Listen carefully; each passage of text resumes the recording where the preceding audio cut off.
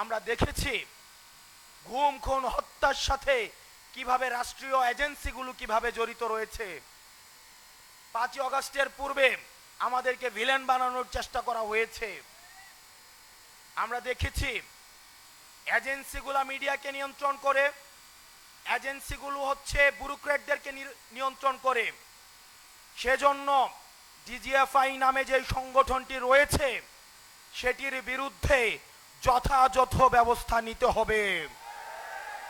পৃথিবীতে আর কোনো অর্গানাইজেশন নেই, আপনি যদি সিআইএ এর কর্মকাণ্ড দেখেন, তারা ইন্টারনাল এই ডোমেস্টিক পলিটিক্স নিয়ে তারা কখনোই, আপনি দেখবেন ডিজিএফআই বিদেশে বাংলাদেশ নিয়ে কি ষড়যন্ত্র হচ্ছে সেটি নিয়ে কোনো তথ্য নেই। তারা একটা রাজনৈতিক দলের সাথে আরেকটা রাজনৈতিক দলের, একটা রাজনৈতিক নেতার সাথে আরেকটা রাজনৈতিক দলকে কিভাবে মুখোমুখি দাঁড় করিয়ে দেওয়া যায় সেটি নিয়ে তারা দিনরাত হচ্ছে ব্যস্ত থাকে। আমরা বলবো আপনারা আপনাদের কাজ করেন। এই আনঅডিটেড, আপনারা যদি দেখেন ডিজিএফআই এর কিন্তু অর্থ কখনো হিসাব করা হয় না। একটা আনঅডিটেড, একটা ফান্ডেড একটা প্রতিষ্ঠান হচ্ছে ডিজিএফআই, এবং সেটাকে দীর্ঘদিন গুম খুন হত্যার সাথে সেটাকে জড়িত করা হয়েছে। দুঃখজনকভাবে আমরা দেখছি রাষ্ট্রের অনেক বড় বড় কর্তা ব্যক্তিত্ব এখন ডিজিএফআই এর পক্ষে দাঁড়িয়ে যাচ্ছে। আমরা চাই এই প্রতিষ্ঠানটাকে সংস্কার করতে হবে, প্রয়োজনে এই প্রতিষ্ঠানটাকে ব্যান করে দিতে হবে। ব্যান করে দিয়ে এই মিলিটারি অর্গানাইজেশনকে বাংলাদেশ পন্থী হিসাবে গড়ে তুলতে হবে। কোনো দলপন্থী করার কোনো প্রয়োজন নাই। বাংলাদেশের স্বাধীনতা সার্বভৌমত্বের জন্য এই মিলিটারি অর্গানাইজেশনকে আধুনিক যুগোপযোগী, আমাদের 24 দফায় আমরা যেভাবে বলেছি বাংলাদেশপন্থী একটা মিলিটারি অর্গানাইজেশন আমরা গড়ে তুলব, সেভাবেই গড়ে তুলতে হবে। প্রিয় যুব সমাজ, অ্যাডমিনিস্ট্রেশন, মিলিটারি এবং মিডিয়ার সংস্কারের জন্য এবং পরবর্তী বাংলাদেশ বিনির্মাণের জন্য আমাদেরকে সবাইকে ঐক্যবদ্ধভাবে কাজ করতে হবে। এই সরকার প্রকাশ করতে হবে গত 1 বছরে এই সরকার কি কি করেছে সেটা আমাদের সামনে প্রকাশ করতে হবে।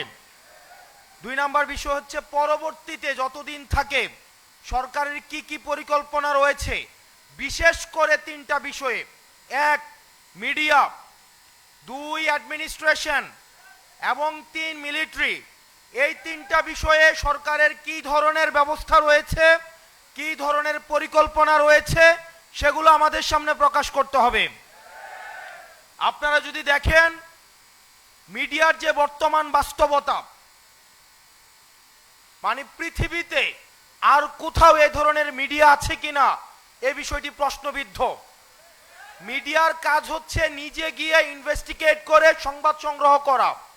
আমরা সেই জায়গায় দেখতে পাচ্ছি বর্তমান অধিকাংশ মিডিয়ার ভাইয়েরা এসে যারা নির্মোহভাবে বস্তুনিষ্ঠভাবে যারা কাজ করতে চায় তারা আমাদের কাছে এসে অভিযোগ জানায় যে ভাই মিডিয়ার যে মেকানিজম সেখানে কাজ করা অনেক বেশি ডিফিকাল্ট হয়ে যাচ্ছে।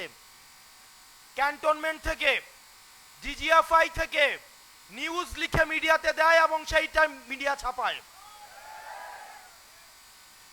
এবং আপনারা দেখেছেন সম্প্রতি মিডিয়া কিভাবে নগ্নভাবে এই গণ অভ্যুত্থানের স্বার্থে যারা জড়িত তাদের ক্যারেক্টার অ্যাসাসিনেশনের জন্য, নারীদেরকে কিভাবে বিতর্কিত করার জন্য একটা চেইন, একটা অ্যাপ্রোচ নিয়েছে।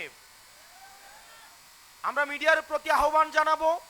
আমরা চাই মিডিয়ার থেকে বস্তুনিষ্ঠ এবং জনগণের যেই বক্তব্য, জনগণের যেই দেশ নিয়ে যে পরিকল্পনা সেটা সঠিকভাবে উঠে আসুক। অথচ আমরা মিডিয়াকে দেখতে পাচ্ছি গণমাধ্যমে আগের মতো ডিজিএফআই থেকে শুরু করে রাষ্ট্রীয় বিভিন্ন এজেন্সি সেখানে নগ্নভাবে হস্তক্ষেপ করে।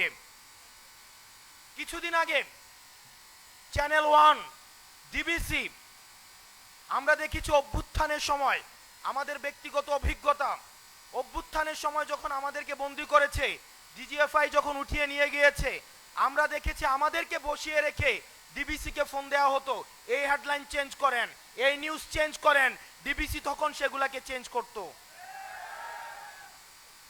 আমরা দেখতে পাচ্ছি আগের মতো করে একই ধরনের মিডিয়া এখন তার চরিত্র আবার আগের মতো হয়ে গিয়েছে।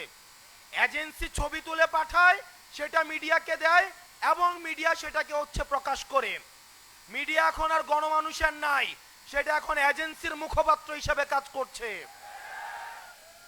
প্রিয় মিডিয়ার ভাই বন্ধুরা যারা আছেন, আমরা আপনাদের কাছে বিনীতভাবে অনুরোধ করব, আমরা চাই না মিডিয়াকে আর কেউ নিয়ন্ত্রণ করুক।